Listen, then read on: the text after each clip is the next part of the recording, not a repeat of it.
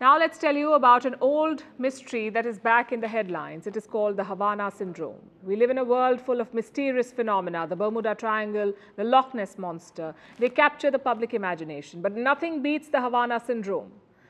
It has diplomatic intrigue and a dash of paranoia.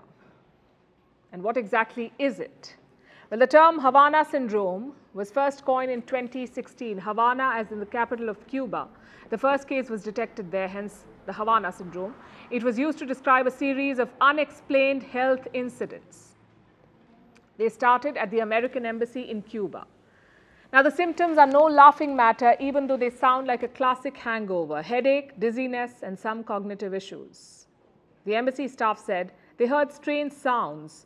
They experienced weird sensations, all while sitting in their hotel rooms.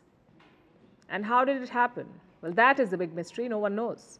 Since 2016, there have been 200 cases of the Havana Syndrome. 200 cases. It has been reported in Australia, Colombia, Russia, Georgia, Kyrgyzstan, Poland, Serbia, Taiwan, China, Uzbekistan, even here in India.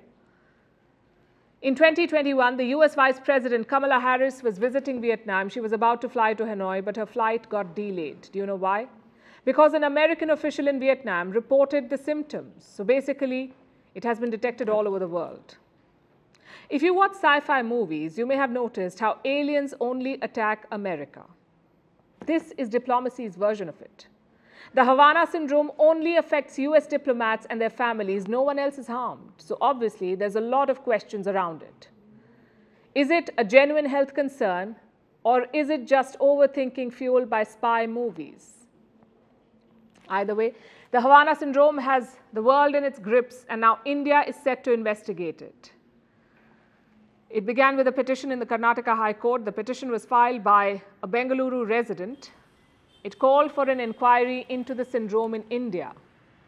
And the central government has responded to this. They have in fact agreed to investigate the matter. And here's something you must know. Till date, India has seen only one case of the Havana Syndrome. It was in 2021. The victim again was a US officer in New Delhi. He was part of CI Director William Burns's delegation. He's said to have experienced some weird symptoms, like the ones I described earlier. The officer even had to get some medical treatment, so it must have been serious. But the real intrigue lies in the alleged cause. Since the Havana Syndrome is only affecting US personnel, Washington jumped into action quickly. It looked at all the probable causes: secret weapons, psychological illness, nerve agents, enemy states. They explored all of it.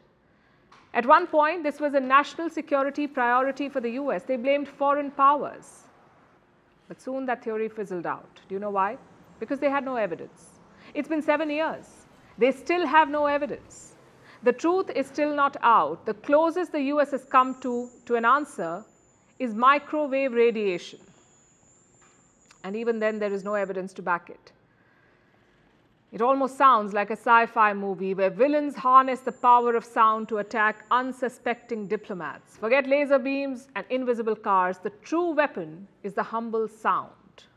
And while we can make jokes about it, for the CIA, the Havana Syndrome is a very serious matter. They may not have found a reason yet, but it's not stopped them from compensating the victims.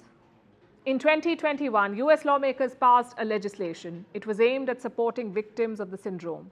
President Biden signed it into law the very same year. It's called the Havana Act in short, but the full form is a mouthful, and I will read it out for you. This is what it's called: the Helping American Victims Afflicted by Neurological Attacks Act, aka the Havana Act. Clearly, America spent more time on coining the acronym than probing the cause, but each victim with confirmed injuries is eligible to get, and listen to this, $180,000. It's a lot of money, especially for something that cannot even be proven. Now, India wants to investigate it and wants to find out more about this mysterious ailment. Is this an ailment really, or a case of cloak and dagger espionage? We say good luck. We also say reality is sometimes stranger than fiction.